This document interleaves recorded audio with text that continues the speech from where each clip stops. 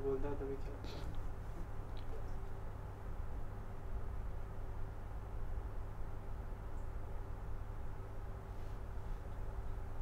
One, two, three, start. हरे कृष्णा। आप सबका हार्दिक स्वागत है नरसिंह चतुर्दशी सेलिब्रेशन महोत्सव में। आज इस्कॉन निगड़ी मंदिर की तरफ से बड़े हर्ष उल्लास से हम यहाँ पर मना रहे हैं नरसिंह चतुर्दशी। और जो भक्त आज मंदिर न आ पाए, जिनके लिए ऑनलाइन सुविधा की गई है ताकि वो यज्ञ, अभिषेक तथा कथा का आस्वादन करें, उन सब का हम हार्दिक स्वागत करते हैं ऑनलाइन में। आज हम भगवान नरसिंह देव की अलग अलग लीलाओं पर चर्चा करेंगे और प्रहलाद महाराज के गुणगान का बखान भी करेंगे। धन्यवाद।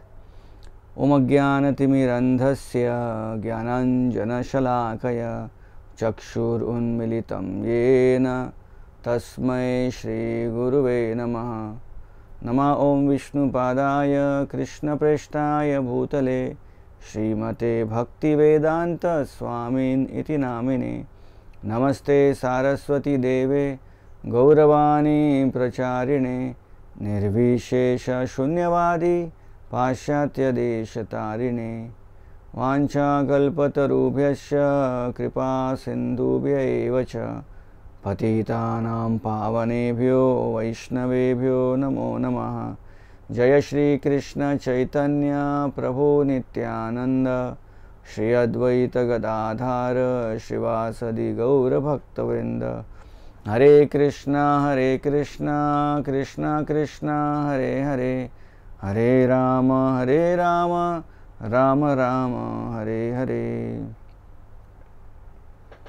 हरे कृष्णा। तो आज हम श्रीमद् भागवतम के सप्तम स्कंद और अलग अलग पुराणों का वर्णन करेंगे, जहाँ पर नरसिंह देव की सुंदर लीला जो है वर्णन की गई है। श्रील प्रभुपाद जी ने हमें नरसिंह देव को प्रसन्न करने के लिए एक प्रार्थना दी है, जो हम प्रत्येक दिवस हमारे मंदिर में, हमारे घरों में हम जप करते हैं। उस मंत्र को, बड़ा सुंदर मंत्र है। नमस्ते नरसिम्हाय प्रहलाद लाद दायिने। उसके बाद हिरण्यकश्यपूर्वक्षः। तो देखिए, ये मंत्र का जो सुंदर ये भजन जो है, इसका शुरुआत होता है नमस्ते नरसिंहाय। नरसिंह देव भगवान को हम नमन करते हैं। कौन नरसिंह देव? प्रहलाद आह्लाद दायिने। प्रहलाद आह्लाद दायिने। दायिने यानी देते हैं, आह्लाद यानी हैप्पीनेस यानी सुख यानी आनंद। प्रहलाद लाद दायिने, जो भगवान प्रहलाद महाराज को आनंद देने के लिए जो आए हैं, वो नरसिंह देव की जय हो। नमस्ते नरसिंहाय, उनको मेरा नमन है। और हिरण्यकश्यपूर्वक्षः शीलटंक नखालाए, और जिन्होंने हिरण्यकश्यपु के वक्षस्थल को फाड़ दिया है और उनको जो है मार दिया है। तो देखिए, ये सुंदर भजन की पहले शुरुआत होती है प्रहलाद महाराज के जय जयकार से। नरसिंह देव प्रथमतः हिरण्यकश्यप को मारने नहीं आते। नरसिंह भगवान प्रहलाद महाराज को आनंद देने के लिए आते, उनकी सुरक्षा के लिए आते, और उस कारण हिरण्यकश्यप का वध करने आते हैं। तो बड़ा सिंपल ये गणित है कि भगवान जब भी आते हैं, अपने भक्तों की सुरक्षा के लिए आते हैं, अपने भक्तों की रक्षा के लिए आते हैं। उनका वो प्रथम जो उनका जो कर्तव्य या ड्यूटी है, उनका प्रेम है अपने भक्तों के प्रति, वो है भक्तों का सुरक्षा करना। और साथ में सुरक्षा करते करते अगर विघ्नता कोई असुर लेकर आ रहा है, तो उस असुर को नष्ट कर देते हैं। जिस तरह से यहाँ प्रहलाद महाराज के लिए भगवान आए और साथ में हिरण्यकश्यप का भी उन्होंने वध कर दिया। तो आज के कथा का शीर्षक यही होगा कि प्रहलाद महाराज जैसे अनेक भक्तों को कैसे भगवान नरसिंह देव उनको आनंद प्रदान करने आए, उनको सुरक्षा देने आए थे। एक सुंदर कथा मुझे याद आती है। ये कथा नरसिंह पुराण में वर्णित है, और सिंहाचलम धाम से उनके स्थल पुराण में वर्णित है। ये कथा काफ़ी पुरानी है, प्रहलाद महाराज के समय की कथा है। ऐसा कहा गया है कि जब हिरण्यकशिपु बहुत अलग अलग रूप से प्रहलाद को मारने की कोशिश कर रहा था, उस समय हिरण्यकशिपु ने एक बार अपने सैनिकों को बुलाया और कहा कि इस प्रहलाद को उठाकर नागपाश में बांधकर, पूरी तरह से उनके हाथ को जकड़कर बांधकर उसे समुद्र में फेंक दो। समुद्र में फेंकने के बाद उसके ऊपर बड़ा शीला, यानी इतना बड़ा पत्थर जो मानो एक पर्वत जितना बड़ा पत्थर हो, उसके सिर पर डाल दो ताकि वो अंदर घुट कर मर जाए। तो ये जो आज्ञा मिली, इस आज्ञा का पालन करते हुए आकाश मार्ग से सारे दानव प्रहलाद महाराज को नागपाश में बांधकर उसे समुद्र में फेंक दिया। ऐसे कहा गया है कि समुद्र में फेंकने के बाद फिर ऊपर से बड़ी एक चट्टान शिला पर्वत डाल दिया ऊपर। प्रहलाद महाराज तो बड़े निडर भक्त है भगवान के, तो प्रहलाद महाराज को क्या डर है, किसका डर है, किसका भय है? तो प्रहलाद महाराज ऐसा क्या है, जैसे वो नीचे गए और पर्वत ऊपर से आ रहा था, प्रहलाद महाराज तो बड़े बलवान थे, बड़े शूरवीर थे। तो प्रहलाद महाराज भगवान का स्मरण करते करते उस पत्थर के नीचे के प्रकोप से निकल गए, क्योंकि उनके पास बहुत सी सिद्धि ही भी थी, क्योंकि वो असुर कुल में पैदा हुए थे। तो सिद्धि के दौरान प्रहलाद महाराज वहाँ से निकल गए। निकल के जब समुद्र के ऊपर तैरने लगे तो वरुण देव ने देखा कि इतना अच्छा सुनहरा मौका है मुझे एक शुद्ध भक्त की सेवा करने का। तो वरुण देव की इच्छा से, उनके कृपा से जो समुद्र में जो अलग अलग वेव्स थे, उसके द्वारा प्रहलाद महाराज को समुद्र किनारे पे लाया गया। प्रहलाद महाराज के हाथ अभी भी जकड़े हुए थे नागपाश से। समुद्र के किनारे जब प्रहलाद आ गए तो ऐसे कहा गया है कि गरुड़ जी आ गए, जो और एक परम भक्त है, उन्होंने आके उस नागपाश को काट दिया, जिस कारण प्रहलाद महाराज पूरी तरह से फ्री हो गए। फिर वरुण जी है जो प्रहलाद महाराज के सामने आए, उनको दर्शन दिए। प्रहलाद महाराज ने वरुण को देख के नमन किया और नमस्कार किया। प्रहलाद महाराज को देखकर वरुण ने कहा, आपकी भक्ति देखकर मैं बड़ा गदगद हो गया हूँ, आपके लिए कुछ कृपा कर सकता हूँ मैं, आपके लिए कुछ सेवा कर सकता हूँ आपका मैं। तो प्रहलाद महाराज ने प्रेम से कहा, छोटा बच्चा 5 साल का, प्रेम से कहा वरुण देव से कि आप कितने भाग्यशाली हो कि भगवान अनादिकाल से अनंत शेष पर लेटे हुए और अनंत शेष जो है पानी पर वो तैर रहे हैं। इसका मतलब आप ही के राज्य में भगवान लेटे हुए, तो कितना सौभाग्य है कि आपके राज्य में भगवान लेटे हुए और आपको नित्य भगवान का दर्शन होता है। कृपया मेरे लिए एक छोटी आप सुविधा कर दीजिए कि जैसे आप नित्य दर्शन करते भगवान का, मुझे भी एक बार दर्शन हो जाए। तो वरुण बड़े प्रसन्न होकर बोले कि देखिए, भगवान को प्राप्त करना एक शुद्ध भक्त के लिए कोई कठिन चीज़ नहीं है। आप भगवान को सीरियसली बहुत शांति से नमन कीजिए, उन्हें बुलाइए, पुकारिए कि वो आप चाहते हैं उनका आप दर्शन करें, भगवान स्वयं आपके सामने मौजूद हो जाएंगे।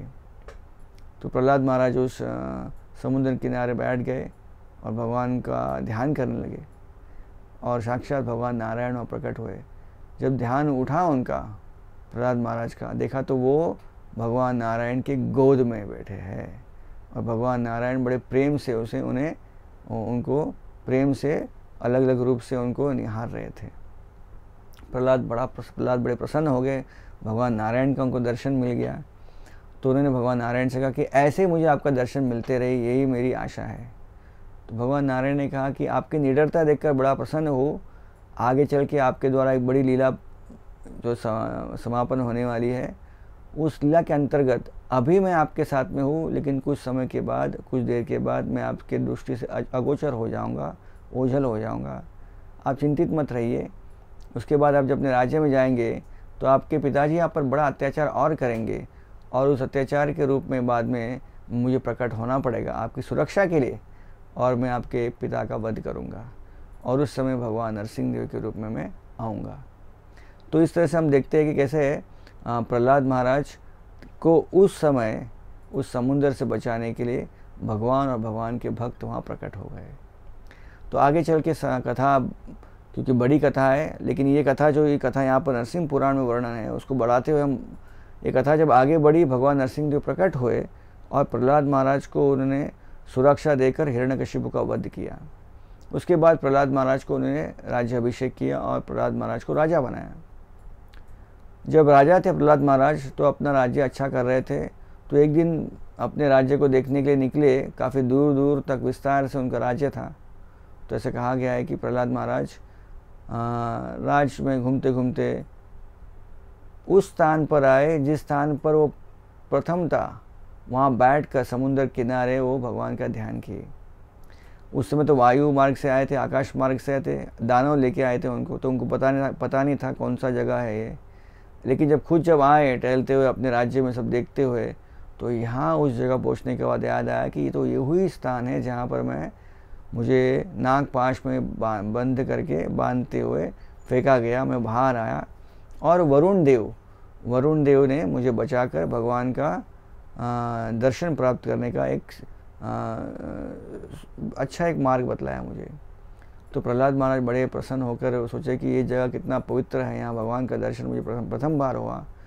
तो वहाँ पर उन्होंने देखा एक सुंदर सा एक बड़ा एक टीला है, एक बड़ा पर्वत था। प्रहलाद महाराज वहाँ बैठ गए, प्रहलाद महाराज पर्वत पर, और फिर से भगवान का ध्यान लगाने लगे। भगवान का ध्यान लगाते हुए फिर भगवान नरसिंह देव प्रकट हो गए फिर से, और प्रहलाद से कहा कि मांगो क्या चाहिए। तो प्रहलाद महाराज ने अपनी मन की इच्छा प्रकट की। उन्होंने कहा कि हमारे पूरे परिवार पर कितने आपने अलग अलग रूप से कृपा हमें प्रदान की है। हमारे सामने ही आप नरसिंह देव के रूप में प्रकट हुए और आपने मेरे पिता को मारा। उसके पहले आपने मेरे चाचा जी को मारा, हाँ, वराह देव के रूप में। तो मेरी बड़ी इच्छा है कि मैं आपके इस दोनों रूप का जो है दर्शन करूं और उसकी सेवा करूं। तो नरसिंह देव अंतर्धान हो गए और बाद में वराह नरसिंह के रूप में एक रूप में प्रकट हो गए और भगवान ने उन्हें वो दर्शन दिया। और तत्पश्चात भगवान ने अपने शरीर से उनको एक दीप्यमान अर्च विग्रह प्रदान किया। वो अर्च विग्रह बड़ा सुंदर था। वो अर्च विग्रह भगवान वराह और नरसिंह देव का अर्च विग्रह था। वराह जी का चेहरा था, नरसिंह देव का पूरा शरीर था, हाथ उनके पूरे नाखून से उनके हाथ सुसज्जित थे, और उनके पीछे एक पूंछ थी जो सिंह की पूंछ थी।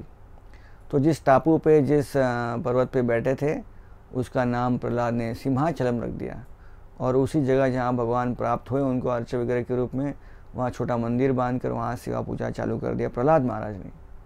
अनेक कालों तक प्रहलाद महाराज वहाँ पर सेवा करते रहे। जैसे काल बीतता गया, समय बीतता गया, युग बीतते गए, सतयुग चला गया, दूसरे युग आने लगे। तो काल के अंतर्गत ये पूरा मंदिर जो है ये टूट गया और लुप्त हो गया। भगवान ज़मीन के अंदर वहाँ पर छिप गए कालावधि में। और ऐसा कहा गया, किसी को पता भी नहीं था बहुत वर्षों के बाद कि यहाँ कुछ मंदिर एक ज़माने में था, यहाँ कुछ ऐसा वराह नरसिंह भगवान का विग्रह भी था। तो कुछ युगों के बाद एक बार पुरुरव राजा, बड़े महाराजा थे उस समय, पृथ्वी के राजा थे और प्रसिद्ध महाराजा थे। वो अपने आकाश मार्ग से, अपने विमान से जा रहे थे, साथ में उनकी पत्नी उर्वशी थी। तो उन्होंने टापू को देखा, ये पर्वत को देखा, बड़ा अच्छा लगा, बड़ा रमणीय था। तो सोचा कि चलो अपना यहाँ पर उतर जाते हैं और अपनी पत्नी के साथ थोड़ा यहाँ पर रमण करते हैं, थोड़ा समय बिताते हैं अपनी पत्नी के साथ में। तो पुरुरव महाराज वहाँ उतर गए, साथ में उर्वशी भी उतर गई और वो रमण कर रहे थे। तो वराह नरसिंह देव का वो जगह है। वराह नरसिंह देव बड़े कृपालु थे, सोचने लगे कि ये मेरा भक्त है, कितना अच्छा भक्त है, अच्छे परिवार में आया है, लेकिन अभी ये फंस गया है, हाँ, एक स्त्री के पीछे फंस गया है, अप्सरा के पीछे। कोई बात नहीं, मैं इसे फिर से अपनी सेवा में लगाऊंगा। तो देखिए भगवान कैसे भक्तों के सुरक्षा के लिए आते, भगवान भक्तों को आनंद प्रदान करने के लिए आते हैं। तो वराह नरसिंह देव ने एक वराह के रूप में वो प्रकट हुए, शूकर के रूप में, जंगली शूकर के रूप में, और उस स्थान पर भागते हुए आ गए। भागते हुए आए तो उर्वशी ने देखा, वो बड़ी भयभीत हो गई, अरे ये तो जंगली सूअर आ गया। पुरुरव महाराज बड़े योद्धा थे, क्षत्रिय थे, अपना धनुष बाण उठा लिया मारने के लिए। तो वो शूकर जो था, जंगली शूकर, वो पूरा एक तरह से उसने अपनी दिशा बदल ली और भागने लगा विरुद्ध दिशा में। तो पुरुरव महाराज उसके पीछे भागे उसे मारने के लिए। भागते भागते एक स्थान पर आके वो शूकर जो है कहीं वो कहाँ गया किसी को पता नहीं, लुप्त हो गया। तो पुरूरव महाराज सोचने लगे कि कहाँ गया शूकर, यहाँ आसपास था, मैं उसको मारने वाला था, अचानक गायब हो गया। कोई बात नहीं, पुरूरव महाराज फिर से उर्वशी के पास आ गए और उन्होंने विचार किया कि इस पर्वत पे कुछ समय बिताया जाए, 1-2 दिन जो भी रहना था उनको। तो रात को जब पुरूरव महाराज अपने जगह पर सोए थे, वहाँ पर भगवान रात को उनको सपने में आए, वराह नरसिंह देव, और उन्हें कहा, देखो मैं वराह नरसिंह देव हूँ और मैं इस पर्वत के ऊपर कहीं छुपा हूँ। मैं चाहता हूँ कि आप मेरा जो है अर्च विग्रह उस पर्वत से उस ज़मीन से, पृथ्वी से निकाले और मेरी यहाँ अर्च विग्रह की पूजा स्थापना कर दे। तो पुरूरव महाराज सुबह उठ गए तो बड़े प्रसन्न हो गए कि ऐसा कोई भगवान का उन्हें साक्षात दर्शन हुआ, भगवान उनके सपने में आए। तो ऐसा कहा गया है कि उसी स्थान पर गए जहाँ पुरूरव महाराज ने उस शूकर को देखा था लुप्त होते हुए, ओझल होते हुए, गायब होते हुए। तो उर्वशी को लाके वहाँ पर उन्होंने वहाँ उस जगह का पूरा चेकिंग किया और वहाँ पर जाके फिर उन्होंने थोड़ा मंदिर अपने ज़मीन की खुदवाई चालू की, अपने हाथों से ज़मीन खोद रहे थे, मिट्टी सब निकाल रहे थे। जैसे थोड़ा मिट्टी उन्होंने निकाला तो उनको कुछ तो दिखा वहाँ पर, और मिट्टी निकालते गए तो सुंदर सा एक अर्च विग्रह प्रकट हुआ, वराह नरसिंह देव का। ये वही अर्च विग्रह जो प्रहलाद महाराज ने कई हज़ारों साल पहले भगवान की वहाँ पूजा की थी। पुरूरव महाराज इतने प्रसन्न हो गए कि प्रहलाद महाराज का अर्च विग्रह मुझे मिल गया है। तो वहीं पर उन्होंने उसकी स्थापना कर दी, एक सुंदर मंदिर बांध दिया और पूजा अर्चना चालू कर दी। वराह नरसिंह देव बड़े प्रसन्न हो गए कि पुरूरव महाराज अच्छी सेवा कर रहे मेरी। वराह नरसिंह देव की इच्छा थी और अच्छी सेवा हो। तो अगले दिन फिर से रात को सपने में पुरूरव महाराज को वराहदेव बोले, वराह नरसिंह देव बोले कि देखो मैं बहुत साल तक इस ज़मीन के अंदर था, बड़ा गर्म लग रहा है मुझे, आप अच्छी पूजा कर रहे हैं, लेकिन मेरी इच्छा है कि आप थोड़ा चंदन का लेप भी लगाए हम पर, और ये चंदन का लेप हमारे शरीर पर भगवान कहे हमेशा होना चाहिए। सिर्फ साल में 1 दिन उस लेप को निकालिए और सबको मेरा ओरिजिनल दर्शन दीजिए, लेकिन बाकी समय पूरा लेप से भरा होना चाहिए। और पूरा एग्जैक्टली क्या करना चाहिए वो पूरा कैलकुलेशन जो है भगवान वराह नरसिंह देव ने पुरूरव महाराज को दिया। तो आज भी वो प्रथा चल रही है सिंहाचलम, जो आज के ज्योग्राफी के हिसाब से, भूगोल के हिसाब से भारत में आंध्र प्रदेश में विशाखापट्टनम में ये धाम है सिंहाचलम। आज भी वो सुंदर मंदिर है जहाँ वराह नरसिंह देव का वो अर्च विग्रह जो प्रहलाद महाराज को प्राप्त हुआ, वहाँ पर आज भी सेवा हो रही है। और सेवा कैसे हो रही है? बिल्कुल वैसे ही जैसे नरसिंह देव भगवान ने पुरूरव महाराज को कहा कि चंदन का लेप होता है साल में 1 बार, अक्षय तृतीया के दिन उस लेप को निकाला जाता है और भगवान का ओरिजिनल विग्रह सबको देखने मिलता है। उस दिन बड़े पैमाने पे लोग आते हैं, बहुत भीड़ होती है, और कभी कभी लोगों को दर्शन भी नहीं होता भगवान का, क्योंकि इतनी भीड़ होती है, लोग बड़े बड़े लाइन में खड़े रहते हैं और कभी चांस भी नहीं मिलता है इतनी भीड़ होने के कारण। तो ऐसे कहा गया है कि भगवान जैसे कहा उसी तरह अक्षय तृतीया के दिन चंदन का लेप निकालते हैं। अगले दिन अक्षय तृतीया के अगले दिन के शाम को फिर एक चंदन का लेप लगाया जाता है। कितना चंदन का लेप? भगवान ने कहा था पुरूरव महाराज को, जितना आपने मेरा खुदवाई करने के टाइम जब मुझे निकाला, जितना आपने मिट्टी निकाली थी उतनी मिट्टी की आप चंदन जो है वो मेरे शरीर पे लगा दीजिए प्रथम दिवस, अगले दिवस अक्षय तृतीया के शाम को, यानी अक्षय तृतीया के शाम को, यानी चतुर्थी को।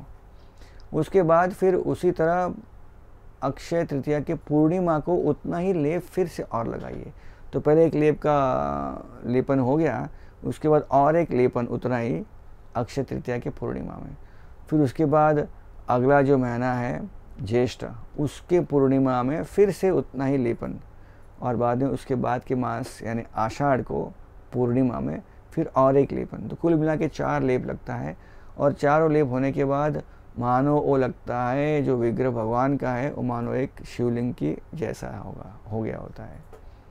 तो भगवान उस बड़े लिंग के माफित चंदन के अंदर भगवान अंदर जो है अपना आनंद जो है लूट रहे और ठंडे हो रहे। एक प्रकार की लीला है भगवान की। तो वराह नरसिंह देव के रूप में भगवान ने इस तरह से प्रहलाद महाराज और तथा भी पुरुरवों का जो है आनंद प्रदान किया।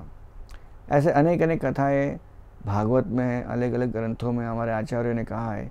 एक और कथा आ रही है, ये कथा आती है दक्षिण भारत की। दक्षिण भारत में एक बहुत अच्छे बड़े संत थे जिनका नाम था कंबन दास। कंबन दास जी जो थे वो बड़े प्रभु रामचंद्र जी के अटल भक्त थे और उनको भगवान रामचंद्र जी ने अंदर से प्रेरणा दी थी कि आप रामायण का जो है आप व्याख्यान कीजिए, लिखिए रामायण को दक्षिण भारत के द्रविड़ भाषा में। क्योंकि हम देखते हैं कि वाल्मीकि मुनि ने संस्कृत में रामायण लिखी थी, तो दक्षिण भारत में रामायण जो है संस्कृत में लोगों को पढ़ने नहीं आता है, तो दक्षिण भारत की भाषा में अगर लिखेंगे रामायण तो सबको जो है उसका फ़ायदा होगा। ये बहुत साल पुरानी बात है, हज़ारों साल पुरानी बात है। तो ऐसे कहा गया कि कंबन दास जी ने फिर रामायण लिखी अपनी, कंबदास की रामायण। जो रामायण लिखी तो उस समय काल अलग था, तो रामायण लिखने के बाद एक बड़ा जटिल चीज़ थी वो उस रामायण का जो है ऑथराइजेशन, प्रमाणित करना उसे। तो उस समय की बात थे, वहाँ पर दक्षिण भारत के तमिलनाडु राज्य में उस समय अगर आपको किसी शास्त्र को प्रमाणित करना है जो आपने लिखा है, तो दोनों पार्टी से आपको प्रमाणित होना चाहिए। एक तो जो शिव के भक्त है शैवाइट, उनसे प्रमाणित होना चाहिए, और विष्णु के भक्त वैष्णव, इनसे प्रमाणित होना चाहिए। तो शिव के जो भक्त थे, सब जो प्रमाणित करने वाले अथॉरिटी थे, वो चिदम्बरम नाम के धाम में एक जगह स्थल है, वहाँ पर वो सब रहते थे वहाँ पर। तो कंबदास जी अपने रामायण को लेके गए, वहाँ पे 300 ब्राह्मण जो बड़े स्कॉलर थे उनको उन्होंने रामायण दिखाई।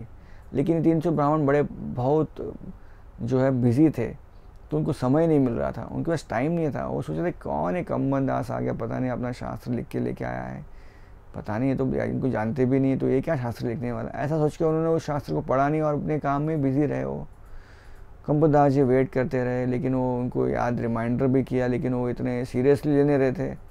तो कंबदास जी वहीं रुके रहे, भगवान से प्रार्थना करते लगे। भगवान बोले कि भगवान भी उनको इंगित कर रहे थे, वहीं पर आप रहिए, थोड़े धीरज में रहिए, सब कुछ काम हो जाएगा। एक दिन ऐसा हो गया कि रात को कंबदास को सपना आया और कहा उनको भगवान ने कि आप कल जाइए और कल आपका शास्त्र प्रमाणित हो जाएगा। कल आप स्मशान घाट में जाइए, वहाँ पर आप जब जाएंगे तो आपको मैं पूरी तरह से प्रेरणा दूंगा जिसके द्वारा आपका शास्त्र प्रमाणित होगा।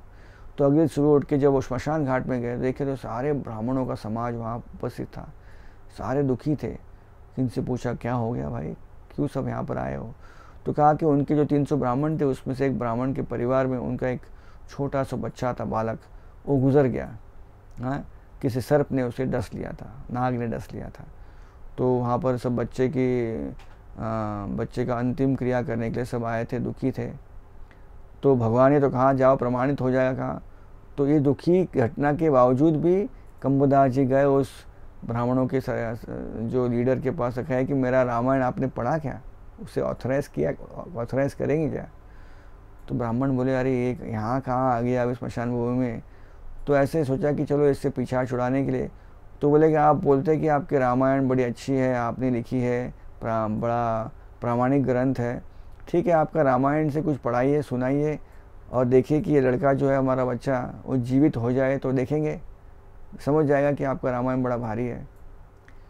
तो भगवान ने अंदर से प्रेरणा दी, तो कंबदास जी ने अपनी रामायण खोली और रामायण का वो प्रसंग उन्होंने पढ़ा जहाँ पर मेघनाद द्वारा जो नागपाश से राम लक्ष्मण बंध गए थे और तत्पश्चात गरुड़ की कृपा से गरुड़ को बुलाया गया और उस नागपाश से राम लक्ष्मण को छुड़ाया गया। तो ये प्रसंग कंबदास जी ने अपने रामायण से वहाँ पर सुनाया। जैसे उन्होंने सुनाया उस प्रसंग को, एक सर्प, एक नाग कहाँ से आ गया उस जगह पर और उसने फिर से उस बालक को डस कर सारा जहर निकाल लिया और चुपचाप वो सर्प निकल गया। जैसे सर्प निकल गया वो बालक के शरीर थोड़ा हिलने लगा और कुछ क्षणों में बालक उड़ गया और अपने माता पिता को ढूंढने लगा उस भीड़ में। सारे ब्राह्मण आश्चर्यचकित हो गए, कितना बड़ा ये जादू हो गया कि तुमने अपने रामायण का एक प्रसंग सुनाकर एक बच्चे को उठा लिया, जगा दिया मृत्यु से। तो उन्होंने कहा कि तुम्हारा रामायण सही में अच्छा है और प्रमाणित कर दिया कि ऑथोराइज है। इस तरह से कंबदास जी ने अपने रामायण को शैव लोगों से, शैवाइट से जो प्रमाणित किया। अभी इनका चैलेंज दूसरा था, वैष्णवों से उसको प्रमाणित करना था। तो वैष्णवों को प्रमाणित करने के लिए वो श्रीरंगम आए, जो वैष्णविज्म का एक पीठ था। तो ऐसे कहा गया कि वहाँ आने के बाद वहाँ के ब्राह्मणों से उन्होंने याचना की कि कृपा करके इस शास्त्र को प्रमाणित कीजिए। तो ब्राह्मण सब पढ़ने लगे उस कंबदास के रामायण को। तो उनको एक उन पर टूटी उनको उस रामायण में दिखी और कहे कि रामायण में देख रहे हम कि आपने नरसिंह देव के अवतार का उल्लेख किया है, जहाँ पर नरसिंह देव हिरण्यकशिपु का वध कर रहे हैं। तो ब्राह्मणों ने कहा कि भाई देखो, रामायण जो है राम जी का अवतार का प्रसंग है, इसमें नरसिंह देव कहाँ से आ गए? ये जो है बिल्कुल गलत है। इसके कारण हम कैसे इस रामायण को प्रमाणित करें? तो कंबदास जी ने कहा देखो, भगवान प्रेरणा दिए तो इसलिए मैंने लिखा रामायण, और उसमें नरसिंह देव का जो लीला भी मैंने ऐड किया। तो ब्राह्मण देखे कि अब क्या कर सकते हैं, कैसे इनसे पीछा छुड़ाया जाए। तो कहा ठीक है, अगर आपको लगता है कि नरसिंह देव भगवान आपको प्रेरित कर रहे हैं इनको अपनी कथा उसमें, लीला उसमें लिखने के लिए, तो रंगनाथ जी के मंदिर में एक अड़गिया सिंगार मंदिर है, नरसिंह देव का मंदिर है, जाओ उनसे ही प्रार्थना कीजिए। अगर नरसिंह देव बड़े प्रसन्न होकर हम सबको बताते कि ये ग्रंथ अप्रूव कर दो, तो हम अप्रूव कर देंगे। एक्चुअली उनकी ऐसी इच्छा नहीं थी, लेकिन उन्होंने बस अपना पीछा छुड़ाने के लिए उनको वहाँ भेज दिया। तो इस चीज़ को एकदम सत्य मानकर कंबदास जी उस रामायण को लेकर अड़गिया सिंगार मंदिर जो है, अड़गिया यानी बहुत सुंदर, सुंदर नरसिंह देव सिंगर, उस मंदिर के सामने बैठ गए और अपना रामायण पढ़ने लगे। रामायण पढ़ते पढ़ते प्रसंग आ गया जहाँ नरसिंह देव हिरण्यकशिपु का वध करके प्रहलाद महाराज को अपना कृपा दे रहे हैं। जैसे वो प्रसंग आ गया, अड़गिया सिंगार मंदिर में जो नरसिंह देव की डीटी है, अर्च विग्रह है, वो जोर से दहाड़ने लगे, जो कभी पुरातन काल में कभी हुआ नहीं था। इतने जोर से दहाड़ सुनाई दिया, पूरे श्रीरंगम में सारे ब्राह्मण हिल गए, कहाँ से आवाज़ आ रहा है। देखा तो नरसिंह देव की दहाड़ सुनाई दे रही है, मंदिर से आ रही है। और देखा कि सामने कौन बैठे हैं, कंबदास जी अपना रामायण पढ़ रहे हैं और वही प्रसंग पढ़ रहे हैं नरसिंह देव का। तो इस तरह से कंबदास जी का रामायण वैष्णव द्वारा भी प्रमाणित हो गया। साक्षात नरसिंह देव आके उनको प्रूफ दे के चले गए। तो आज भी उस मंदिर के सामने एक छोटा मंडप बांधा है, जिस मंडप में जहाँ वहाँ बैठे थे कंबदास और वो रामायण पढ़ रहे थे, तो उसके एक स्मृति स्वरूप में एक मंडप बांधा है, जिसे कहा गया है कंब मंडपम। जिस मंडप के वहाँ पर बैठकर कंबदास जी ने अपना रामायण का उन्होंने वक्तव्य किया था। और उस मंडप के चारों जो दिशाओं में जो उनके खम्भ है, उस खम्भ पे नरसिंह देव की अलग अलग जो है लीलाओं का वर्णन, जहाँ जैसे कंबदास के रामायण में लिखा है लीलाएँ बताई, उसके अनुरूप उस लीलाओं का वहाँ पर जो है प्रकटीकरण किया गया, पेंटिंग या फिर स्कल्पचर के द्वारा। तो इस तरह से देखते हैं कैसे भगवान नरसिंह देव अपने भक्तों को आनंद प्रदान करने के लिए वो प्रकट होते हैं। उसी तरह अलग अलग शास्त्रों में अलग अलग वर्णन आता है। एक कहानी जो और एक बता सकते हैं हमें, वो है जगन्नाथपुरी की। देखिए, जगन्नाथपुरी में भगवान जगन्नाथ जी हमेशा 56 भोग का वो स्वीकार करते हैं भोग। तो ये तो अनादिकाल से चल रहा है। इंद्रद्युम्न महाराज सतयुग में जब भगवान का प्राण प्रतिष्ठा किए थे, तो जगन्नाथ जी ने काफ़ी अपने नीति नियम उनको बताए थे, और उस तरह से नीति नियम चलते आ रहे हैं। और उसके बाद भी बहुत सारे नए नए नियम भगवान ने स्वयं अपने उस काल के भक्तों को बताकर ऐड किया है नियम। तो आप सबको पता होगा, जगन्नाथपुरी में राजभोग में बड़ा सुंदर भोग लगता है भगवान का। भगवान को जब भोग लगता है जगन्नाथ जी को, छोटे कटोरे में लगता है, नहीं बड़े बड़े मट्ठे में लगता है, मटके में लगता है। तो जगन्नाथपुरी का मंदिर इतना सुंदर बनाया है कि वहाँ भगवान का अर्च विग्रह ऑल्टर है, बड़ा ऑल्टर है, काफ़ी बिग, काफ़ी बहुत विशाल है। और उसके बाद का जो सेक्शन है, ऑल्टर यहाँ पर है, उसके बाद का सेक्शन है उसके कहते हैं दर्शन मंडप, जहाँ भक्त लोग खड़े होके भगवान का दर्शन करते हैं। और दर्शन मंडप के आगे एक मंडप जिसे कहते हैं भोग मंडप, जहाँ भगवान के सारे भोग को लगाकर उस रूम में रेडी करते हैं। और जैसे भोग का समय होता है, इस दर्शन मंडप से भक्तों को बोलते हैं आप चले जाइए, बाहर खड़े हो जाइए, भगवान जो है इस जगह खाली कर दीजिए, भगवान यहाँ पर है। और भगवान इसके बाद और भगवान जो है अभी भोग स्वीकार करेंगे। तो ऐसा कहा गया है कि जब भगवान का भोग का समय आ गया तो सारा मंडप खोल दिया गया। तो यहाँ पर भोग मंडप था और इस तरफ भगवान का दर्शन मिल रहा था। तो जगन्नाथपुरी के ये रोज के क्रिया में एक समय की बात है, कुछ 200-300 साल पहले की बात है, कि भगवान का एक रसोइया था जो भगवान का हमेशा जो भोग बनाता था। अभी उसके मन में तो बड़ा पता है उनको कि ये जो भोग बनता है भगवान का, ये लक्ष्मी देवी बनाती है। बड़े प्रेम से रोज़ वो ये विचार से भोग बनाता था कि ये भगवान का भोग स्वयं लक्ष्मी देवी बना रही है, मैं तो उसका निमित्त मात्र हूँ। तो भोग बनाते बनाते पता नहीं एक दिन ऐसा विचार आ गया कि भगवान के लिए आज लड्डू बनाया जाए। बहुत दिन से लड्डू नहीं बना। तो ये पुजारी जी तो थे, उनको कभी अपने जीवन में वो लड्डू बनाए नहीं थे और उनकी इच्छा थी भगवान को लड्डू बनाएंगे, गुड़ का लड्डू। अभी गुड़ का लड्डू बनाना ये जिन्होंने बनाया है उनके लिए आसान है, लेकिन जिन्होंने नहीं बनाया उनके लिए काफ़ी चैलेंजिंग हो सकता है। देखिए गुड़ भी अलग अलग प्रकार के होते हैं, मार्केट मिलते हैं। कुछ कुछ गुड़ जो है आप खाने में परोसते हैं, व्यंजन में डालते हैं, लेकिन अगर लड्डू बनाना है तो उसके लिए खास प्रकार का गुड़ होता है, जिससे वो गुड़ जो है वो ज़्यादा कड़क ना हो जाए, ज़्यादा वो स्ट्रॉन्ग ना हो जाए। और इस डिवोटी को पता नहीं था, उसने नॉर्मल गुड़ बना लेकर एक लड्डू बना दिया, अच्छा खासा लड्डू बनाकर उस भोग के साथ में, राजभोग के साथ में भगवान को ऑफर हो गया। जब भगवान को ऑफर हो गया वो राजभोग के साथ में, तो वेट कर रहा था कि राजभोग के बाद थोड़ा चखेंगे, अच्छा लगेगा तो फिर और बनाएंगे आगे फ्यूचर में। राजभोग के वक्त जब आरती चल रही थी तो पुरी के महाराज जी दर्शन के लिए उस दिन अचानक प्रकट हो गए। दर्शन के लिए आए सारे पुजारी बड़े खुश हो गए कि आज राजा जी आए दर्शन के लिए। तो राजा जी को बड़ा उनके द्वारा आरती, उनके नाम पे आरती की गई, फूलों की माला उनको पहनाई गई, भगवान की महामाला। और आरती के बाद जैसे राजा निकल रहे थे तो राजा को आग्रह किया उन्होंने कि आप यहाँ पर राजभोग के समय आए हैं, कुछ प्रसाद लेके जाइए, साथ में प्रसाद ग्रहण करके जाइए, यहीं प्रसाद लीजिए हमारे साथ में। तो राजा ने कहा नहीं, हमारी एक मीटिंग है इम्पोर्टेंट मंत्रियों के साथ में, हम यहाँ अभी और समय नहीं रुक सकते, तो आप क्या कीजिए, अगर इतना आग्रह कर रहे हैं थोड़ा प्रसाद दे दीजिए मुझे, मैं लेके जाता हूँ, पैक करके दे दीजिए और घर पे मैं जाके खा लूँगा मैं। तो उन्होंने क्या किया, पूरा भोग मंडप का दरवाज़ा खोल दिया और कहा महाराज जी आपको जो चाहिए देख ले लीजिए, हम आपको पैक करके दे देंगे। तो महाराज जी की नज़र सब जगह घूम रही थी, दाल राइस सब्जी वगैरह देख रहे थे, तो नज़र अचानक पड़ी लड्डू पर और कहा कि ये लड्डू बस इतना पैक करके दे दो, इतना ही काफ़ी मेरे लिए। वो लड्डू लेके राजा घर चले गए। तो राजा, ऐसा कहा गया है कि वो अपने मंत्रियों के साथ में मीटिंग कर रहे थे और अपना खाना भी खा रहे थे। तो खाना खाते खाते लड्डू भी रख दिया।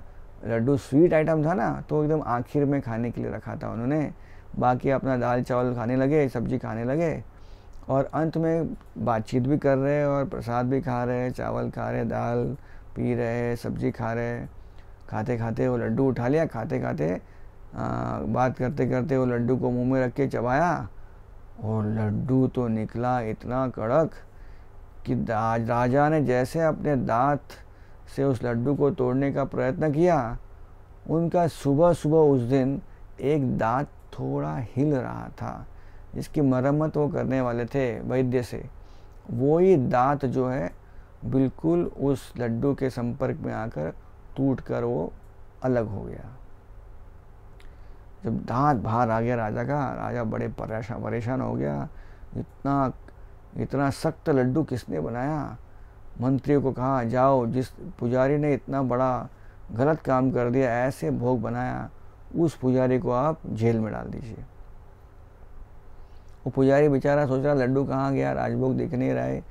किसी ने कहा कि राजा ने लेके गए, तो बोला ठीक है कोई बात नहीं, राजा खा लेगा। लेकिन उसे तो पता नहीं था कि इतना सख्त बन गया है। बस अपना घर जा रहा था कि इतने में पीछे से सिपाही आके उसे लेके गए और जेल में डाल दिया। तो वो सोच रहा था अरे क्या हो गया, मैं भगवान की पूजा कर रहा था, घर जा रहा था, मुझे अंदर डाल दिया, क्या हो गया। तो पता चला कि राजा ने कुछ तो खाया है, उसके कारण राजा को परेशानी हुई है, इसलिए जिसने बनाया उसको अंदर डाल दिया।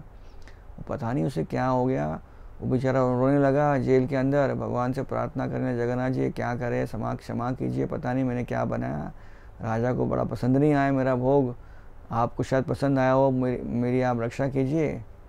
तो जगन्नाथ जी सुन रहे थे, उसका उनके भक्त जो परेशानी में थे, तो जगन्नाथ जी कैसे रह सकते हैं ऐसे। तो उस दिन रात को जब राजा सो गए अपने महल में, जगन्नाथ जी उनके सपने में आए और जगन्नाथ जी कहे राजा को, अरे राजा तुमने बड़ा एक अपराध कर दिया है, मेरे परम भक्त है, पुजारी है हमारे, उन्होंने प्रेम से, कृपा से, उनके प्रेम से, उनकी भक्ति से उन्होंने एक लड्डू बनाया मेरे लिए। ओ लड्डू का आपने खा के आपकी दांत टूट गई और आपने उसे जेल में डाल दिया। तो राजा बोले जगन्नाथ जी को, वो राजा, वो भगवान, ये क्या कैसे लड्डू बनाए, इतना सख्त लड्डू कि मेरा दांत टूट गया। तो उसे तो उसके मिस्टेक पे तो उसे दंडित करना चाहिए, उचित दंड देना चाहिए, इसलिए मैंने जेल में डाला उसको सबक सिखाने के लिए। जगन्नाथ जी ने कहा ज़रूरत नहीं है उसे जेल में डालने की, मैं उसके भक्ति से कभी प्रसन्न हूँ, मैं चाहता हूँ कल सुबह आप जाइए, बड़े आदर से उसे आप रिहा कीजिए और एक पालकी में बिठा के उसे सब जगन्नाथपुरी घुमाइए, उसका सत्कार कीजिए। तो राजा बड़ा अचंभित हो गया, एक तो लड्डू बनाया गलती से, सख्त बन गया और अभी उसका इतना सत्कार भी करना है। तो राजा ने फिर जगन्नाथ जी से पूछ लिया, भगवान वो लड्डू तो बहुत सख्त था, क्या आपको तकलीफ नहीं हुआ ग्रहण करते हुए।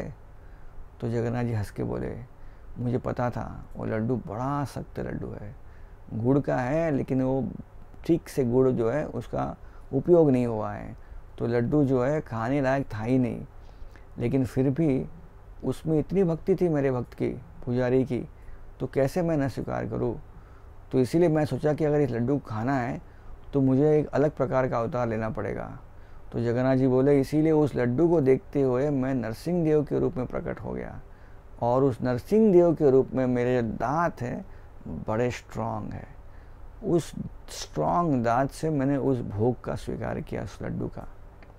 तो इसीलिए फिर जगन्नाथ जी बोले, क्योंकि मैं नरसिंह देव के रूप में उस लड्डू को स्वीकार किए, तो मेरी इच्छा है कि रोज़ ही ऐसे ही प्रकार का सख्त लड्डू बनना चाहिए, मेरे भोग में उसको आप ऐड कर लीजिए 56 भोग में, और रोज़ बनना चाहिए, और उस लड्डू का नाम आप रखिए नरसिम्हा लड्डू, क्योंकि मैं नरसिंह देव के रूप में आया हूँ और मेरे भक्त का जो है उसका दिया हुआ भक्तिमय पदार्थ भोग मैं स्वीकार करने के लिए नरसिंह देव के रूप में आके उसे मैंने चखा। तो आज भी इतने कालांतर के बाद भी भगवान नरसिंह देव के खुशी के लिए, जगन्नाथ जी की कृपा से आज भी वो लड्डू बनता है जगन्नाथपुरी में, जिसका नाम है नरसिम्हा लड्डू। तो आप कहेंगे, पूछेंगे कि भाई उसका लड्डू का क्या होता है, कौन खाता है उसे, इतना सख्त लड्डू है। तो पुजारी लोग भी बड़े इंटेलिजेंट भक्त लोग हैं, तो वो क्या करते हैं, जैसे लड्डू बाहर आता है सख्त वाला लड्डू, तो बड़ा ऐसा एक लोखंड का कुछ तो लेते हैं, हथौड़ा वगैरह, और उस लड्डू को अच्छा पीटते हैं और कसते हैं, उसका पूरा पाउडर बना देते हैं, उस चूरा को नरसिंह लड्डू चूरा के रूप में वो ग्रहण करते हैं, वो हम खा सकते हैं। तो इस तरह से हमें और एक कथा हमने सुनी, कैसे भगवान नरसिंह देव अपने भक्त को आनंद प्रदान करने के लिए वो प्रकट होते हैं। तो मैं एक सुंदर एक कथा सुन रहा था बहुत साल पहले, तो राधानाथ महाराज जी बता रहे थे कि देखिए नरसिंह देव का अवतार किस लिए हुआ। नरसिंह देव का अवतार हुआ वो है प्रहलाद महाराज के सुरक्षा, प्रहलाद महाराज को सुरक्षित करने के लिए। तो बता रहे थे महाराज राधानाथ महाराज जी कि देखिए हिरण्यकशिपु ने पूरे संसार में हाहाकार मचा दिया, सारे देवतागण भाग के आ गए भगवान नारायण के पास। तो भगवान नारायण ने कहा कि कुछ समय और रुक जाइए, आगे चलकर ये हिरण्यकशिपु मेरा परम भक्त जो प्रहलाद है उसके प्रति अपराध करेगा, उस अपराध को मैं सहन नहीं कर पाऊंगा और आके फिर मैं उसका वध करूंगा। तो वैष्णव अपराधी जो हिरण्यकशिपु है उसका वध करने के लिए नरसिंह देव प्रकट हो गए। तो देख सकते हैं हम कि कैसे भगवान हमें एक सबक सिखला रहे हैं कि भगवान जो है कह रहे हैं कि वैष्णव के प्रति अपराध नहीं करना चाहिए हमें। इसलिए हमारे वैष्णव सिद्धांत में अलग अलग प्रकार की चीज़ें हमें क्या करनी चाहिए हमारे आचार्य बताते हैं। जप करना चाहिए, भक्तों का संग करना चाहिए, प्रसाद ग्रहण करना चाहिए, इत्यादि इत्यादि। उसी तरह क्या नहीं करना चाहिए ये भी बताया गया है। और उसमें प्रमुखता एक चीज़ है, वैष्णव का अपराध नहीं करना चाहिए। तो वैष्णव का अपराध हम करेंगे और उसके बाद अपेक्षा करेंगे कि नरसिंह देव आके हमें सुरक्षित रखे, तो ये बिल्कुल कॉन्ट्राडिक्टरी हो जाएगा, है कि नहीं। जैसे कभी कभी हम देखते हैं कि हम कभी कभी भक्त लोग जो नरसिंह कवच पहनते हैं कि नहीं गले में, तो सोचिए अगर हम नरसिंह कवच पहने हैं, नरसिंह देव की सुरक्षा की हम याचना कर रहे हैं, लेकिन साथ में वैष्णव अपराध भी कर रहे हैं, तो फिर ये नरसिंह कवच शायद मुझे लगता है इतना पावर नहीं होगा या काम नहीं करेगा। क्योंकि हम जिस भगवान को पुकार रहे हैं वो खास करके वैष्णव अपराधी को मारने के लिए आए थे। तो हम भी अगर वैष्णव अपराध कर रहे हैं तो कैसे भगवान नरसिंह देव हमें किस तरह से हमें सुरक्षित रख सकते हैं। तो इसीलिए हमारे जीवन में हमें एक सबक सीखना चाहिए, खास करके आज के दिन नरसिंह चतुर्दशी के दिन, कि नरसिंह देव जो भगवान आए हैं अपने भक्तों को आनंद प्रदान करने के लिए, अपने भक्तों की सुरक्षा के लिए, उन भक्तों के प्रति हमें कुछ जो है दुर्व्यवहार नहीं करना चाहिए, अपराध नहीं करना चाहिए। तो इस प्रकार से ऐसे कहा गया है कि अलग अलग रूप से अलग अलग कहानियाँ हैं। भगवान नरसिंह देव जिस रूप से प्रकट हुए अपने भक्तों का जो है सुरक्षा करने के लिए, अपने भक्तों को आनंद प्रदान करने के लिए। तो ऐसे कहा गया है कि श्रील प्रभुपाद जी के समय, प्रभुपाद जी के तात्पर्यों में, उनकी किताबों में, या फिर उनके दैनंदिन जीवन के अंदर जो वार्तालाप हुए भक्तों के साथ में, अलग अलग जगह पर श्रील प्रभुपाद जी ने नरसिंह देव के बारे में बहुत अच्छी अच्छी चीज़ें भक्तों को कहा है श्रील प्रभुपाद जी ने। ऐसे श्रील प्रभुपाद जी एक बार अपने एक कथा में बता रहे थे कि नरसिंह देव को देखकर जो असुर है वो बड़े भयभीत हो जाते हैं, लेकिन जो भक्त है नरसिंह देव को देख के बड़े जो है खुश हो जाते हैं। तो असुरों के लिए वो साक्षात भय के रूप में आते हैं नरसिंह देव, लेकिन जो भक्तों के लिए वो किस रूप में आते हैं, प्रेम के रूप में आते हैं, प्रेम प्रदान करने के लिए। तो वही अर्च विग्रह है, वही भगवान का रूप है, लेकिन एक तरफ एक व्यक्ति उन्हें देखता है तो भयभीत होता है, दूसरा व्यक्ति देखता है तो बड़ा प्रेम हो जाता है। तो एक उदाहरण दिया जाता है, जिस प्रकार से सोचिए अगर अपना ही बच्चा होगा किसी का और एक पिता हो, उसे अपने बच्चे को डराना है, तो कभी कभी वो ऐसे मुखौटा पहन लेता है अपने चेहरे पर, जो बड़ा एक डरावना मुखौटा होता है। तो डरावना मुखौटा पहनकर जब कभी कभी एक पिताजी अपने बच्चे को डराते अचानक, तो बच्चा पहले थोड़ा डरता है, विस्मित होता है, लेकिन बाद में बच्चा जो है हंसकर वो अपने पिताजी को आलिंगन कर लेता है, क्योंकि पता चलता है उसको कि इस मुखौटे के पीछे कौन है, मेरे पिताजी है कि नहीं।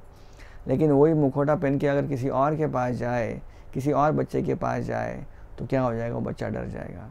लेकिन क्योंकि ये पिताजी हमारे हैं, तो इस पिताजी को जानते हुए मुखौटा पहना है उन्होंने सिर्फ। उसी तरह जब हिरण्यकशिपु का वध चल रहा था, नरसिंह देव इतने गुस्सा हो गए थे कि कोई भी सामने प्रकट नहीं हो रहा था। हिरण्यकशिपु के वध के बाद भी देवता लोग कतरा रहे थे भगवान के सामने आने के लिए। लेकिन जो प्रहलाद को कहा कि आप आगे बढ़िए, तो प्रहलाद को क्या भय था, उन्हें तो पता था कि ये नरसिंह इतने क्रोधावेश में है, लेकिन मेरे पिताजी हैं, मेरे स्वामी हैं। चुपचाप चले गए आगे, और बिल्कुल जैसे आगे पहुंच गए, नरसिंह देव ने जैसे प्रहलाद को देखा, सारा उनका क्रोध शांत हो गया, और हिरण्यकशिपु के शरीर को फेंक कर नरसिंह देव ने प्रहलाद महाराज को अपने गोद में उठा लिया। और जैसे एक सिंह होता है अपने जो बच्चे से प्रेम करता है, बिल्कुल उसी रूप से नरसिंह देव भी चाट कर प्रहलाद महाराज से प्रेम का जो है आदान प्रदान कर रहे थे। तो श्रील प्रभुपाद जी के पास एक भक्त गए और प्रभुपाद जी से कहे, प्रभुपाद जी, मेरा एक बहुत बड़ा एक प्रॉब्लम है आध्यात्मिक जीवन में, वो है कि मैं बहुत गुस्सा हो जाता हूँ, छोटी छोटी चीज़ों पे बहुत गुस्सा आ जाता है, तो उसके लिए क्या सोल्यूशन है? श्रील प्रभुपाद बड़े हंस के बोले, आप क्या करो, नरसिंह देव का आप रोज़ जो है पूजा कीजिए, उनकी जो है सेवा अर्चना कीजिए, उनको मनन कीजिए, उनका ध्यान कीजिए। नरसिंह देव जैसा कोई गुस्सा वाला व्यक्ति पूरे संसार में कोई नहीं है, श्रील प्रभुपाद बोले। उनका अगर आप मनन करेंगे, पूजा करेंगे, अर्चना करेंगे, तो आपको लगेगा कि आपका गुस्सा तो 1% क्या, 0.001% भी नहीं है नरसिंह देव के सामने। तो नरसिंह देव के गुस्सा के सामने आपका गुस्सा एकदम अमौलिक हो जाएगा और आप फिर से एक साधारण रूपता आप जो है व्यवहार करोगे, क्योंकि आप हम्बल बन जाएंगे, आप नम्र बन जाएंगे भगवान के गुस्सा के सामने। तो इस प्रकार श्रील प्रभुपाद जी ने एक राय उनको बताई थी। एक बार श्रील प्रभुपाद जी अपने किताबों का जो है वो लेखन कर रहे थे, रात का समय था। उस समय से कहा गया है कि अचानक सब भक्त सोए थे। प्रभुपाद हमेशा रात को 10 साढ़े 10 के बाद लेखन करते थे, लिखते थे अपने किताबों का, और सुबह 4 बजे तक प्रभुपाद बैठकर अपना कथन करते थे। तो एक दिन प्रभुपाद जी को जब भी किसी को बुलाना होता था अपने निजी सेवक को, तो प्रभुपाद जी ने एक घंटी रखी थी, वो घंटी को बजाते थे, कुछ काम होगा तो बुलाने के लिए। तो रात को प्रभुपाद जी ने अपनी घंटी जो बजाई, तो सेवक उठ के भाग के आया, सोया था सेवक, तो प्रभुपाद के सामने आया, प्रभुपाद ने बिठा दिया उसको नीचे। प्रभुपाद ने कहा, देखो कितना बड़ा दिल है प्रहलाद महाराज का। तो प्रभुपाद जी उस समय भागवतम के 7वें स्कंद का जो है अनुवाद कर रहे थे और तात्पर्य लिख रहे थे, और बिल्कुल उस अध्याय पर आए थे जहाँ पर प्रहलाद महाराज के जीवन के बारे में, उनकी जो गाथाएं, ग्लोरीज ऑफ प्रहलाद महाराज, ये अध्याय चल रहा था उसका। वो प्रभुपाद जी जो उसका तात्पर्य दे रहे थे, और प्रभुपाद जी बोले उस डिवोटी को जब सो के उठा था, बस देखो इसे कहते हैं, प्रहलाद के बारे में इंगित करते हुए प्रभुपाद जी बोल रहे थे, इसे कहते हैं सही वैष्णव। देखो इसकी कुछ इच्छा नहीं है, एक ही मात्र इच्छा है इसकी कि वो सारे जो पतित लोग हैं उसका उद्धार करे, सारे लोग जो है भक्त बन जाए, भगवत धाम चले जाए, और उनका सारा पाप मैं अपने सर पे ले लूँ और मैं यहीं रहूँ। प्रभुपाद बड़े कुतूहल से बोल रहे थे कि इसे कहते हैं कंपैशन, करुणा। प्रहलाद महाराज जैसी करुणा किसके पास ऐसी है? तो हम देखते प्रहलाद महाराज की करुणा को देख के प्रभुपाद बड़े गदगद हो गए कि खास करके उन्होंने अपने एक सेवक को बुला के उसे जगा कर ये बताया चीज़, और बाद में उससे फिर लौटा दिया। तो वो डिवोटी जिसे प्रभुपाद जी ने बुलाया था, वो डिवोटी कहने लगे कि प्रभुपाद जी बड़े प्रसन्न हो गए, क्योंकि प्रभुपाद जी बिल्कुल प्रहलाद महाराज के ही मार्गानुगमनम कर रहे हैं। प्रहलाद महाराज जी जो है पूरे संसार का पाप लेने रेडी हो गए थे उनको उद्धार करने के लिए। उसी तरह पूरे संसार में प्रभुपाद जी जो है इतने एडवांस एज में, इतने वृद्ध के अवस्था में वो सारे पृथ्वी पर घूमे, इतनी सारी परेशानी उनको हुई, लेकिन फिर भी उन्होंने कभी उस परेशानी को अपने जीवन में कभी सीरियसली लिया नहीं, और बस जीवन भर वो बस यहाँ से वहाँ वो जाकर लोगों को, भक्तों को प्रेरित करे थे, प्रचार कर रहे थे, किताबें लिख रहे थे, किताब को बंटवा रहे थे, मंदिर खोल रहे थे। बस 11 साल की अवधि में 1966 से लेकर 77 1977 तक 11 साल में श्रील प्रभुपाद जी ने 108 मंदिरों की स्थापना की पूरे विश्व भर में। हर एक खंड में श्रील प्रभुपाद जी का वहाँ पर जाना हुआ, और प्रभुपाद जी ने वहाँ पर कम से कम 1 या 2 मंदिर स्थापित जरूर किए। तो इस प्रकार से श्रील प्रभुपाद जी ने अलग अलग रूप से हमें प्रहलाद महाराज जी के बारे में बताया है। प्रभुपाद जी का और एक याद आ रहा है मुझे, प्रभुपाद जी ने एक बार कहा भक्तों से कि देखो प्रहलाद महाराज को हिरण्यकशिपु ने क्या खिलाया, विष पिलाया, लेकिन श्री प्रहलाद महाराज की भक्ति इतनी स्ट्रांग थी कि विष पीकर भी प्रहलाद महाराज पर कुछ असर नहीं हुआ। फिर उस घटना को बोलते हुए श्रील प्रभुपाद जी बोले, उसी तरह हमारे इस्कॉन मूवमेंट में बहुत सारे लोग अंदर या बाहर से विष घोलने का जो है बहुत सारा अटेम्प्ट करेंगे, प्रयास करेंगे, और इस्कॉन के अंदर जो भक्त है वो प्रहलाद महाराज की तरह उनको होना चाहिए। ताकि वो विष अंदर आ भी गया तो प्रहलाद महाराज की तरह वो बिल्कुल उस विष से प्रभावित न हो। अन्यथा क्या होगा, प्रहलाद महाराज की तरह स्ट्रांग डिवोटी न रहे तो विष अंदर आ गया तो विष से प्रभावित हो जाएंगे और उनकी भक्ति नष्ट हो जाएगी। तो श्रील प्रभुपाद जी कहे कि संसार में रहते हुए हम विष के आने और जाने के लिए कितना भी संभवतः प्रयत्न करेंगे कि वो न आए, फिर भी वो ज़रूर आएगा। तो इसी तरह उसको कालतः संभव हो न हो प्रयत्न करना चाहिए कि वो विष न आए, लेकिन उससे ज़्यादा प्रयत्न करना चाहिए कि हमारी भक्ति की बढ़ोतरी हो, हम प्रहलाद महाराज जैसे दृढ़ भक्त बन जाए, ताकि वो विष आ भी गया तो हम प्रहलाद महाराज की तरह उस विष से प्रभावित न हो।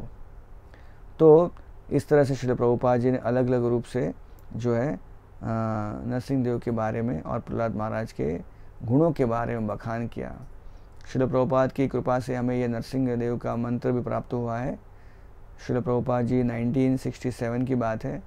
श्रील प्रभुपाद को अचानक हृदय का विकार हुआ और उस कारण प्रभुपाद जी बड़े जो है बीमार गिर गए, वो कुछ कर नहीं पा रहे थे। तब तक भक्त सारे उस समय जो भक्त थे वो बहुत नए भक्त थे, कुछ 1 साल पुराने भक्त थे, परेशान हो गए। सब यंग थे, सब जवान थे और प्रभुपाद अकेले बूढ़े थे, वृद्ध थे।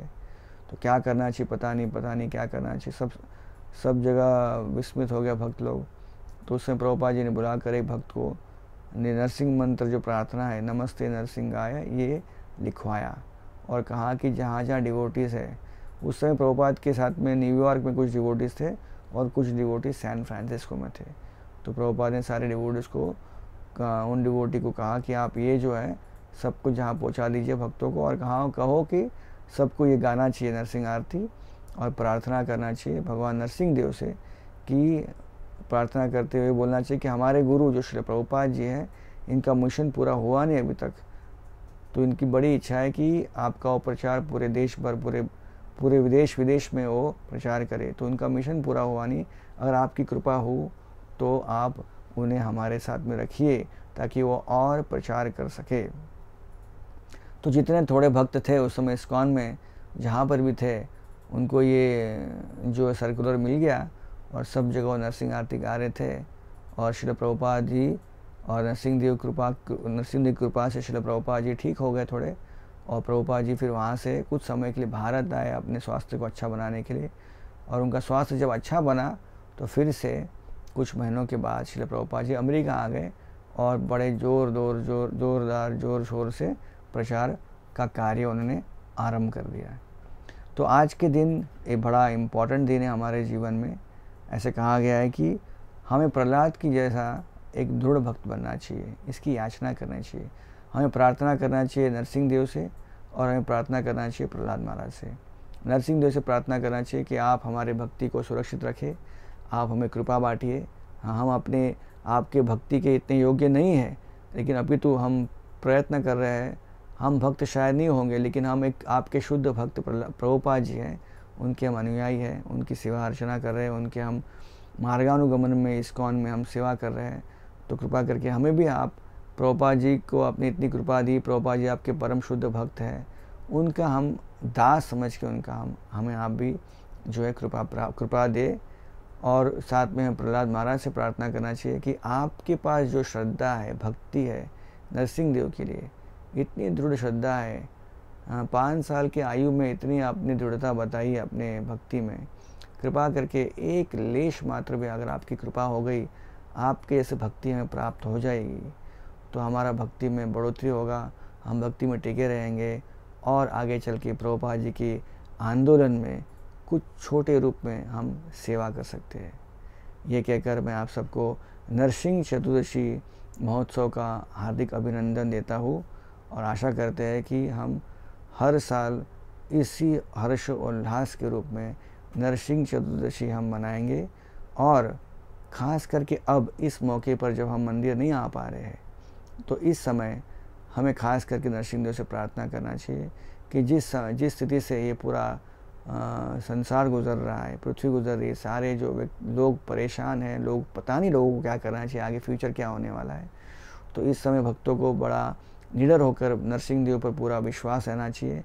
और ये निडरता देखकर हम बाकी जो लोग हैं, जो भक्त नहीं, उनको भी हम निडर बना सकते हैं, उनके जीवन में भी हौसला बढ़ा सकते हैं और उनको प्रचार करके थोड़ा भक्तिमय उनको जो है जीवन उनको आरंभ करने का हम प्रेरणा दे सकते हैं।